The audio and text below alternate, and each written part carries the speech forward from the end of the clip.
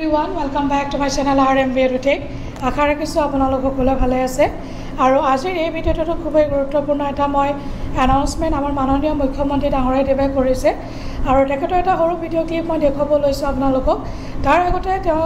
যেটো এনাউন্স কৰিছে এটো হৈছে 1 লাখৰ নিযুক্তি ইতিমধ্যে তেওঁলোকে প্ৰায় সম্পূৰ্ণ কমপ্লিট কৰিছে মই মোৰ আগৰ ভিডিঅ'টো দিছিলো এতিয়া 99097 ক্যান্ডিডেট হৈছে আৰু তেওঁলোকে 1 লাখৰ পৰা এতিয়া চাকৰি নিযুক্তি তেওঁলোকে 1.5 লাখ কৰাৰ মানে প্ল্যানিং কৰিছে তো যিসকল নিবনুৱা ব্যক্তি আছে তেওঁলোকে যদি চাকৰি বিচাৰি আছে নিশ্চিত থাকক আপোনালোকে আৰু 50000 ৰ ভ্যাকেন্সি তেওঁলোকে দিব আৰু মই আগৰ ভিডিঅটো দিছো আসাম ফৰেষ্টৰ কাৰণেও তেওঁলোকে কেইবাটাও নিযুক্তি দিব বুলি ঘোষণা কৰিছিল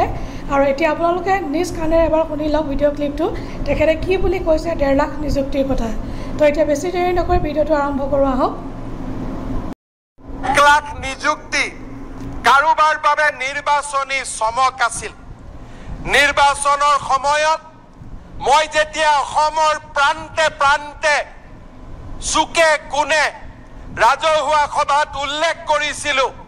যে আমাৰ চৰকাৰে 1 লাখ নিযুক্তি দিব সেই সময়ত কোৱা হৈছিল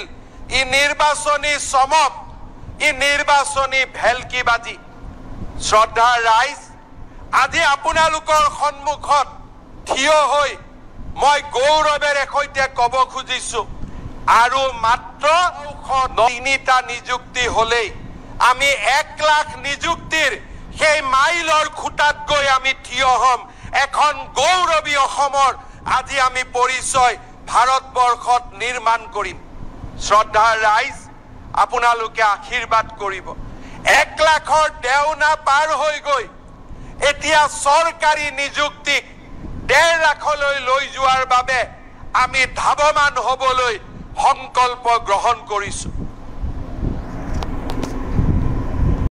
মোৰ ভিডিঅ'বিলাক চাই আপোনালোকে ভাল পায় তেতিয়ালে মোৰ চেনেলটো সাবস্ক্ৰাইব কৰিব নাপাহৰিব আৰু লগতে যদি ইনফৰমেটিভ বুলি ভাবে তেতিয়ালে এটা লাইক কৰি দিব আৰু যিমান পাৰে সিমান শ্বেয়াৰ কৰি দিব thank you so much bye bye take care জয় হিন্দ